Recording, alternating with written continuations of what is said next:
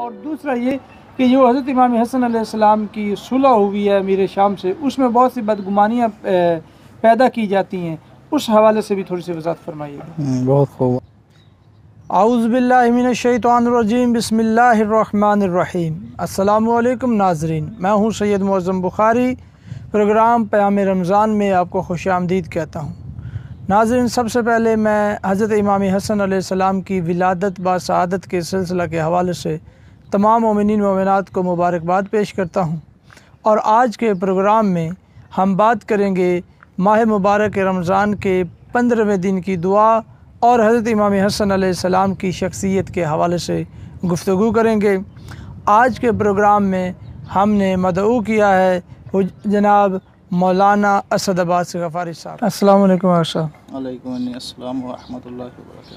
Doctor साहब, सबसे पहले तो मैं आपको हज़रत इमाम हसन अलैहिस्सलाम की विलादत बा शहादत के सिलसिला में मुबारकबाद पेश करता हूँ और उसके बाद हम बाकायदा प्रोग्राम का आगाज़ करते हैं। माह मुबारक रमज़ान के 15वें दिन की जो दुआ है उसके हवाले से थोड़ी सी वज़ाहत फरमाइए। आऊज़ु बिल्लाहि मिनश्शैतानिर्रजीम, बिस्मिल्लाहिर्रहमानिर्रहीम, अल्हम्दुलिल्लाहि अहलिही वस्सलातु अला अहलिहा, अम्मा बाद। माह मुबारक रमज़ान के 15वें दिन की जो दुआ आइमा अलैहिमुस्सलातु वस्सलाम से मनक़ूल है। इमाम अलैहिस्सलाम फरमाते हैं कि आज के दिन परवरदिगार आलम से इस तरह दुआ करो कि अल्लाहुम्मा अर्ज़ुक़नी फ़ीही ताअतल ख़ाशिईन वशरह फ़ीही सदरी बिइनाबतिल मुख़बितीन बिअमानिका या अमानल ख़ाइफ़ीन। ये मुख्तसर सी दुआ कि जिसका तर्जुमा कुछ यूँ है कि खुदावंदा मुझे इस दिन और माह में खुज़ू ख़ुशू करने वालों जैसी इताअत व इबादत की तौफ़ीक़ अता फ़रमा और इस दिन और माह में मुतवाज़े और मुतमईन लोगों जैसी बाज़गश्त के लिए मेरे सीने को कुशादा फरमा दे। अपनी अमान से ए खौफज़दा लोगों की अमान। सही। अच्छा जी, अल्लामा साहब, इसमें जो मौज़ूआत निकलते हैं वो कितने हैं और उन पर थोड़ी सी वज़ाहत फरमाइए।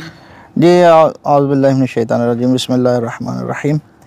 इस दुआ, ये मुख्तसर सी दुआ है। इस मुख्तसर सी दुआ में दो मौज़ूआत बयान किए गए हैं। सही। पहला जो है वो है खुज़ू ख़ुशू वाली इताअत की तौफ़ीक़ और दूसरा है शरह सदर की दरख्वास्त। सही।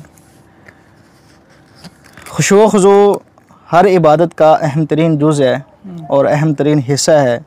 वो इबादत के जिसमें खुशू ख़ुशू ना हो वो दायरे रहमान से निकल कर दायरे शैतान में चली जाती है, और वो इबादत के जिसमें खुशू ख़ुशू ना हो वो इबादत के जो बग़ैर खुशू ख़ुशू के हो वो इबादत शैतान तो कहला सकती है, इबादत रहमान नहीं कहला सकती। इसलिए कि इबादत रहमान के लिए सिर्फ़ और सिर्फ शर्त यही है कि उसी की ही इबादत की जाए और उसी के लिए ही ख़ास तौर पर इबादत की जाए। जहाँ इबादत में खुशू ख़ुशू नहीं होता, इसका मतलब ये है कि वहाँ फिर वो सिर्फ़ परवरदिगार आलम की इबादत नहीं कर रहा, बल्कि जिसके लिए जिसको उस खुशू ख़ुशू में साथ शरीक कर रहा है परवरदिगार आलम के, इसका मतलब ये है कि वो उसकी भी साथ इबादत कर रहा है, वो खुदा के साथ गैर खुदा की इबादत कर रहा है कि जिससे क़तअन यकीनी तौर पर रोका गया है और उसे हराम करार दिया गया है।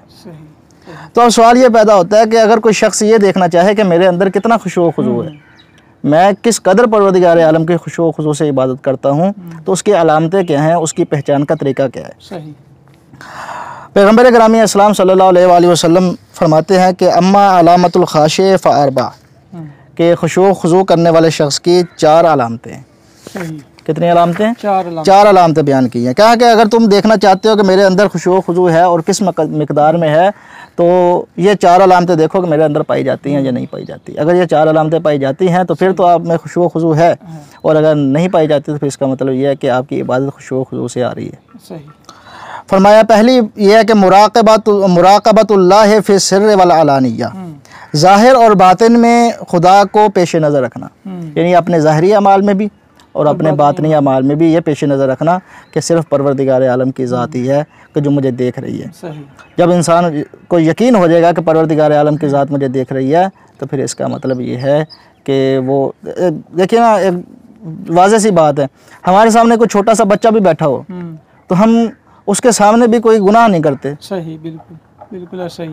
नहीं गुनाह करते। क्यों? क्योंकि छोटा बच्चा देख रहा है, ये मेरे बारे में क्या सोचेगा, ये मेरे बारे में क्या तखय्युल करेगा, ये मेरे बारे में क्या तसव्वुर करेगा कि ये किबला साहब जो हैं ये कैसे आमाल अंजाम देते हैं। लेकिन जब ये यकीन हो जाए कि वो परवरदिगार आलम देख रहा है तो क्या इंसान गुनाह करेगा? नहीं। सिर्फ वजह यही है कि इंसान को यकीन नहीं है। सही। अगर यकीन जिस तरह, अगर इतना भी हमें यकीन हो जाए कि जितना हमें इस बच्चे के देखने पर यकीन है, इतना ही यकीन हो जाए कि परवरदिगार हमें देख रहा है, तो इंसान गुनाह अंजाम नहीं देता। यानी गुनाहों के जितने भी हम गुनाह करते हैं तो उसमें यकीन का फुकदान है जिसकी वजह से ये गुनाह बिल्कुल, इसमें कोई शक नहीं है, यकीन का फुकदान है। देखिए एक बहुत खूबसूरत वाक़या है कि एक हौज़े में उस्ताद जो था, उसके जो स्टूडेंट थे, वो अपने स्टूडेंट में से एक ख़ास तालिब इल्म को ख़ास अहमियत देते थे। सही। तो जब ऐसी कोई ख़ास अहमियत देते थे तो बाकी तुलबा जो थे उन्होंने समझा कि पता नहीं क्या बात है कि उस्ताद इस बच्चे को ख़ास अहमियत देता है। लिहाजा उन्होंने उस्ताद के सामने शिकवा शिकायत की कि आखिर आप इस बच्चे को ही इतनी अहमियत क्यों देते हैं, जबकि हम आज इससे लायक तालिब इल्म है, ये हमसे लायक तो नहीं है। अजीब लोग हैं कि जो लियाकत को, लायक होने को अपनी काबिलियत का मेयार समझते हैं। सही। तो उस्ताद ने कहा कि हम आपको दायरे इम्तिहान में रख लेते हैं, सही। पता चल जाता है कि कौन किस काबिल है, किसकी लियाकत ज़्यादा है। सही। तो उस्ताद ने बच्चों को बुलाया और उनके हाथ में एक छुरी और एक मुर्गी जो है वो दे दी और कहा कि जाओ इसको ऐसी जगह पर ज़िबा करके आओ कि जहाँ तुम्हें कोई भी देखने वाला ना हो। सही। वो गए और जब वापस आए तो तमाम ने मुर्गी ज़िबा की हुई थी, सिर्फ वो एक शागिर्द कि जिसकी तरफ ख़ास तवज्जो थी उस्ताद की, वो उसी तरह मुर्गी को ज़िंदा ले आया। सही। तो अब जब ज़िंदा लेकर आया तो वो जो लोग थे, वो दूसरे तुलबा, वो मजाक उड़ाने लग पड़े, उसका हंसने लग पड़े, ये देखो जी उस्ताद तो इसको बड़ी अहमियत देता है, इसने उस्ताद के तो हुक्म की तामील ही नहीं की। तो उस्ताद भी देख रहा था, मुस्कुरा रहा था कि इसको करीब आने तो फिर देखते हैं। तो उस्ताद ने जब आया तो उसने कहा, उस्ताद जी ये तो आपकी इताअत ही नहीं की, इसने तामील ही नहीं की आपके हुक्म की, आप इसे इतनी इज्जत देते हैं। उस्ताद ने कहा इसी से पूछो। सही। जब उससे पूछा गया तो उसने कहा कि उस्ताद जी आपने ये कहा था कि किसी ऐसी जगह पर ज़िबा करना कि जहाँ कोई देखने वाला ना हो। मैं जहाँ भी गया हूँ मैंने ये देखा कि मुझे खुदा देख रहा है। देखिए वो ज़िबा करके ले आए क्योंकि उनको यकीन नहीं था कि मुझे कोई देखने वाला है, ये लेकिन ज़िबा करके नहीं लाया क्योंकि इसके यकीन था कि परवरदिगार आलम के साथ मुझे हर जगह देख रहा है। वो तो दुनिया के हिसाब से देख रहे थे कि दुनियादार कोई हमें नहीं देख रहे, लेकिन वो खुदा बिल्कुल वो खुदा के साथ दे देगा, वो खुदा हमें हर जगह देखने वाला है। तो फरमाया कि अपने ज़ाहिर और बातिन में खुदा को पेश नज़र रखना, और दूसरी चीज़ फरमाया कि अच्छाइयों की हमल का भी करना, यानी अच्छाई अंजाम देना। जितने ज़्यादा इंसान नेक अमाल अंजाम देता है इसका मतलब ये कि उसमें उसी कदर खुशू खुशू पाया जाता है। और फिर फरमाया कि अत्तफक्कुरु लियौमिल क़ियामत, कि रोज़े क़यामत के लिए सोचो विचार करना, कि जो शख्स रोज़े क़यामत के लिए सोचो विचार करता है फिर वो अपनी इबादतों को परवरदिगार आलम की ज़ात के लिए खालिस कर देता है। वो देखिए बहुत खूबसूरत सा वाक़या भी है कि मौला अमीर अलैहिस्सलाम से किसी ने फरमाया कि मौला हमें कोई नसीहत कीजिए, तो आपने फरमाया कि मौत से बढ़कर क्या नसीहत हो सकती है। जिसको मौत का यकीन है कि मैंने मरना है और मरने के बाद ये भी यकीन है कि बरोज़े क़यामत हिसाब व किताब होना है, उसको नसीहत की ज़रूरत नहीं है। सही। तो इसका मतलब ये है कि जो शख्स रोज़े क़यामत के लिए सोचो विचार करता है, जिसको ये यकीन है कि रोज़े क़यामत में परवरदिगार के हुज़ूर पेश होना है और वहाँ अपने आमाल का हिसाब देना है, तो फिर वो अपनी इबादतों को परवरदिगार आलम के लिए ही खालिस करेगा। वल मुनाजात लिल्लाह, और चौथी चीज़ जो है वो बयान फरमाई पैगम्बर अकरम इस्लाम ने कि अल्लाह ताला के लिए मुनाजात करना, परवरदिगार आलम की ज़ात के लिए मुनाजात करना। जो जिस कदर परवरदिगार आलम की ज़ात के लिए मुनाजात करता है उसमें उसी कदर खुशू पाया जाता है। सही। देखिए कि इसी तरह एक बहुत खूबसूरत वाक़या है कि एक शख्स जो है वो आया जनाब सईदा सलामुल्लाह अलैहा के दर पर। सही। तो आकर उसने दस्तक दी और आकर कहा कि बीबी ने पूछा कौन, उसने कहा कि बीबी अली नहीं रहे, अली नहीं रहे, अली दुनिया से इंतकाल फरमा गए हैं, वसाल फरमा गए हैं। तो आपने फरमाया कि तूने अली को किस हाल में देखा है। तो उसने कहा कि मैंने देखा कि मौला अमीर अलैहिस्सलाम इस तरह इबादत कर रहे थे, मुनाजात कर रहे थे, अचानक मैंने देखा कि अली ज़मीन पर पड़े हैं और अली की सांसें जो हैं वो उनकी सांसों जो हैं वो बंद हो गई हैं, सांसों की आवाज़ नहीं आ रही, महसूस नहीं हो रहा कि सांसें। तो बीबी मुस्कुराई, बीबी ने मुस्कुरा फरमाया जाओ जाओ, तूने अली को आज देखा है, मैं हर रात अली को ऐसे हालत में देखती हूँ, हर रात अली को ऐसे आलम में देखती हूँ। ये अली की खुशबू थी ना, ये अली का अमल था। और इसी तरह मौला अमीर अलैहिस्सलाम के खुशू खुजू के हवाले से मिलता है कि मौला अमीर अलैहिस्सलाम के जब एक जंग में रान में तीर लग गया तो निकालने की बहुत कोशिश की गई तो नहीं निकला, तो फरमाया कि जब अली हालत नमाज में होंगे तो उस वक़्त तीर निकालना हो। वाकई उस वक़्त जब तीर निकाला गया तो पता ही नहीं चला मौला अमीर अलैहिस्सलाम को कि तीर निकाल लिया गया है, बिल्कुल दर्द महसूस नहीं हुआ। और उसी मौला अमीर अलैहिस्सलाम का एक बेटा है हज़रत इमाम हसन अलैहिस्सलाम, उनके खुशू खुशू के मुतालिक जो मिलता है। और क्या खूबसूरत जुमला है कि मौला इमाम हसन अलैहिस्सलाम जब वज़ू करने के लिए जाते थे, जब वज़ू करने के लिए जाते थे तो आपके चेहरे का रंग मुतग़य्यर हो जाता था। खौफ खुदा से आपके चेहरे का रंग मुतग़य्यर हो जाता था और आपके हाथ पाँव कांपने लग जाते थे। यानी इस कदर खुशू खुशू होता था। जब कोई पूछता था कि आप फज़ंद रसूल आखिर ऐसा क्यों, आपके चेहरे का रंग क्यों मुतग़य्यर हो जाता है, आपके हाथ पाँव क्यों कांपने लग जाते हैं, तो मुस्कुराकर फरमाते थे कि जब मुझे ये यकीन है कि मैं परवरदिगार आलम के हुज़ूर, परवरदिगार आलम के सामने जा रहा हूँ, तो फिर ये इतना तो बनता है कि उसके सामने हाथ पाँव कांपने लग जाएं। कि जब कोई दुनिया के किसी बड़े ओहदेदार के पास, किसी ऐसे शख्स के पास जाता है तो उसके हाथ पाँव कांपने लग जाते हैं कि वो परवरदिगार आलम के पास सामने अगर जाना हो तो क्या वहाँ हाथ पाँव नहीं कांपने चाहिए। जो पूरी कायनात का मालिक है, बिल्कुल सही, लिल्लाहिल मुल्कु समावाति वल अर्ज़, कि जिसके लिए आसमानों और ज़मीन तमाम की बादशाही है, मुल्क है, उसके सामने अगर इंसान जाए और उसके हाथ पाँव ना कांपे तो इसका मतलब ये है कि वो खुशू खुजू से आ रही इबादत अंजाम देगा। ऐसा गुफ्तगू के सिलसिले को आगे बढ़ाते हुए हज़रत इमाम हसन अलैहिस्सलाम की विलादत व शहादत का आज दिन है, तो मैं समझता हूँ कि मौला हसन अलैहिस्सलाम की शान में सबसे जो बड़ी फजीलत है मौला की वो यही है कि आप हज़रत इमाम अली अलैहिस्सलाम के फ़रज़ान जनाब फ़ातिमा ज़हरा सलामुल्लाह अलैहा के नूर नज़र और हज़रत इमाम हुसैन अलैहिस्सलाम के बरादर मोहतरम और रसूल खुदा सल्लल्लाहु अलैहि वसल्लम के नवासा हैं। तो उनकी शख्सियत के हवाले से और जिस तरह के रसूल खुदा का फरमान है इमाम हसन अलैहिस्सलाम की शान में बहुत से रिवायात वारिद हुई। उनमें से एक रिवायत ये कि ये दोनों यानी हज़रत इमाम हसन और इमाम हुसैन मेरे बेटे हैं, चाहे ये खड़े हों चाहे ये बैठे हों। एक तो इस फरमान की थोड़ी सी वजाहत फरमाइएगा, और दूसरा ये कि जो हज़रत इमाम हसन अलैहिस्सलाम की सुलह हुई है अमीर शाम से, उसमें बहुत सी बदगुमानियाँ पैदा की जाती हैं, उस हवाले से भी थोड़ी सी वजाहत फरमाइएगा। बहुत खूब। औज़ु बिल्लाहि मिनश शैतानिर रजीम, बिस्मिल्लाहिर रहमानिर रहीम। ये बिल्कुल इसमें कोई दूसरी राय नहीं है कि मौला हज़रत इमाम हसन अलैहिस्सलाम की जो फजीलत है वो रोज़े रोशन की तरह हर इंसान पर वाज़ेह है कि इतनी फजीलतों के हामिल इमाम अलैहिस्सलाम। और ये हदीस जो आपने फरमाई के पैगम्बर गिरामी इस्लाम ने फरमाया कि मेरे ये दोनों बेटे इमाम हैं, चाहे खड़े हो जाएं चाहे बैठे हों, बैठ जाएं। खड़े होने का मतलब फरमाया कि इससे मुराद है कि क़याम करें, और बैठने का मतलब ये है कि क़याम ना करें, सुलह कर लें। ठीक, तो ये एक हदीस है, इसमें पैगम्बर गिरामी इस्लाम ने यह फरमाया कि अगर मेरे ये दोनों बेटे चाहे सुलह करें चाहे क़याम करें, दोनों सूरतों में इमाम है। यानी ऐसा नहीं है कि अगर सुलह कर ले तो इमाम नहीं है, क़याम करे तो इमाम है, या क़याम करे तो इमाम नहीं है, सुलह करे तो इमाम है। नहीं, फरमाया कि इमामान है, ये दोनों इमाम हैं, कामा औ कादा, चाहे दोनों, हाँ, दोनों सूरतों में ये इमाम है। ये किसी सूरत में मामूम नहीं कहलाएंगे, सुलह करें भी तो मामूम नहीं कहलाएंगे, सुलह करें भी तो इमाम रहेंगे। और हज़रत इमाम हसन अलैहिस्सलाम के सुलह के हवाले से जो सबसे ज़्यादा बदगुमानी फैलाई जाती है वो ये है कि इमाम हसन अलैहिस्सलाम ने बैत कर ली।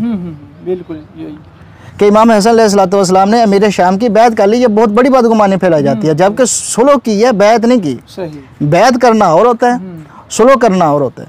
और ऊपर से देखिए कि अगर मैं ये समझता हूँ कि अगर इस बैत को, इस सुलह को बैत का नाम दिया जाए तो फिर भी इमाम हसन अलैहिस्सलाम को हम कहेंगे कि इमाम अलैहिस्सलाम ने बैत नहीं की। कैसे? देखिए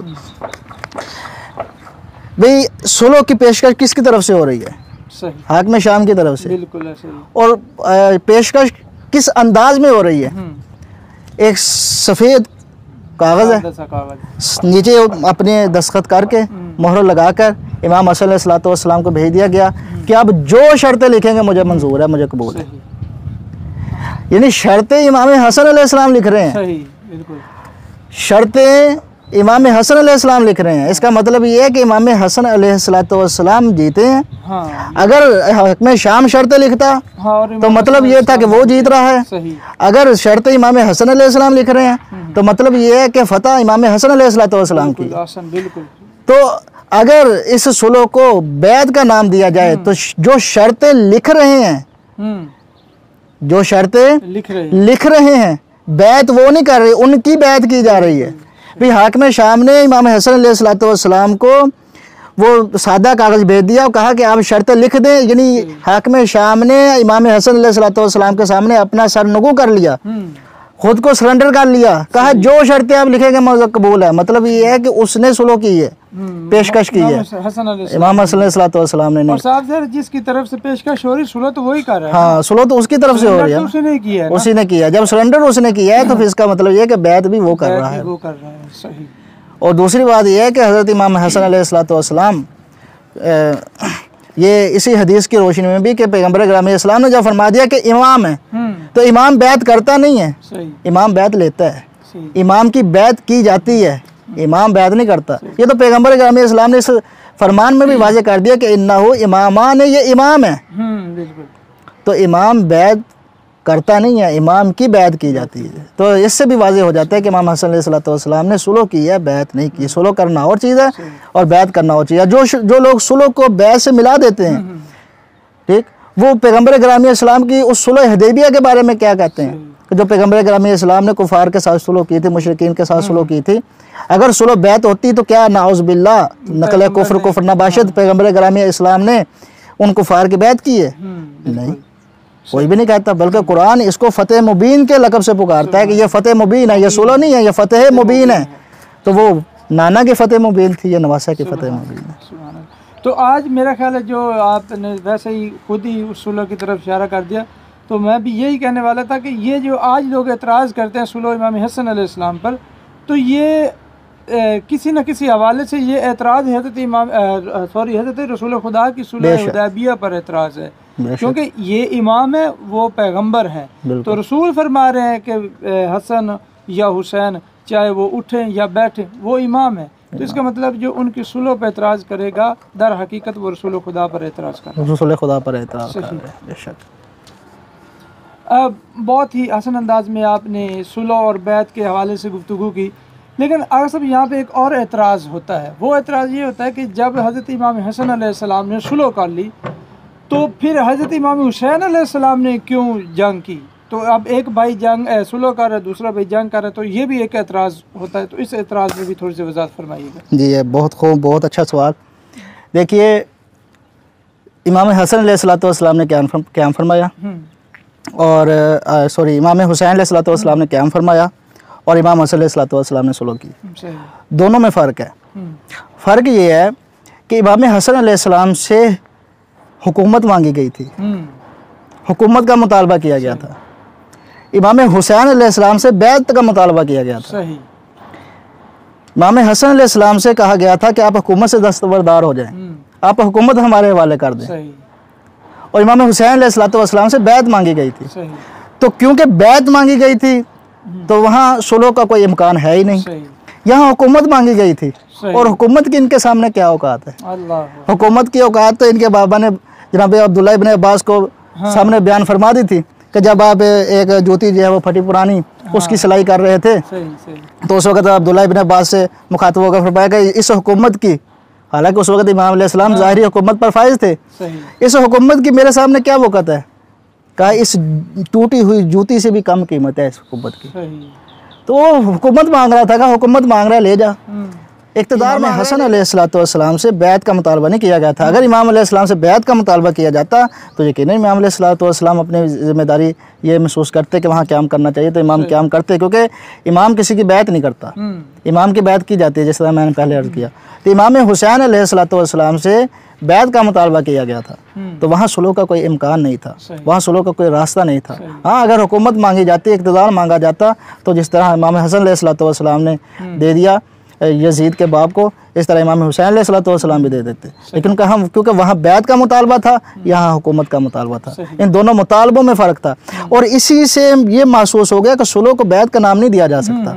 यानी कि इमाम हुसैन अलैहिस्सलाम के क़याम से ये साबित हो गया हाँ कि इमाम हसन ने सुलह की थी, उनसे सुलह का मुतालबा किया गया था। बिल्कुल। और इमाम हुसैन अलैहिस्सलाम जो क़याम किया तो यहाँ पे उन्होंने क़याम करके ज़माने वालों को बता दिया कि वो सुलह थी, ये बैत थी। है। जब इमाम से बैत मांगी जाती तो इमाम बैत नहीं देता, चाहे अपनी जान भी कुर्बान करनी पड़े। इसलिए कि वो भी है ना मशहूर के अपना पैगम्बर कराम इमाम हुसैन अलैहिस्सलाम वारिस अंबिया हैं, वारिस अंबिया हैं, वारिस यानी अंबिया के मिशन के वारिस हैं।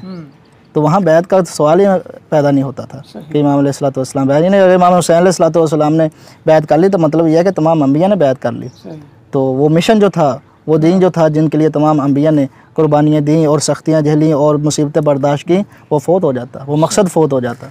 और उसी मकसद को बाकी रखा है हज़रत इमाम हुसैन अलैहिस्सलाम ने अपने क़याम के ज़रिए से और इमाम हसन अलैहिस्सलाम ने अपनी सुलह के ज़रिए से। बहुत ही शुक्रिया सब, बहुत आसान अंदाज में आपने गुफ्तगू फरमाई और क्या ही खूब सूरत तरीके से आपने वजाहत की कि सुलह और बैत में क्या फ़र्क होता है। तो बहुत शुक्रिया साहब, आप हमारे प्रोग्राम में तशरीफ़ लाए। तो इसी के साथ नाज़रीन हमारे आज के प्रोग्राम का वक्त ख़त्म होता है। इंशाल्लाह मुलाकात होगी आपसे अगले प्रोग्राम में, तब तक के लिए अल्लाह निगहबान।